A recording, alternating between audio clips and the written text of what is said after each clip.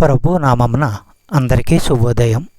ఈరోజు దేవుని వాగ్దానం ఏమనగా కీర్తనలు 24వ అధ్యాయము 7వ వచనం. గుమ్మములారా మీ తలలు పైకెత్తుకొనుడి, మహిమగల రాజు ప్రవేశించున్నట్లు పురాతనమైన తలుపులారా మిమ్మును లేవనెత్తుకొనుడి. సహోదరులారా, గనుడైన రాజు అంటే సాక్షాత్తు యెహోవాయే.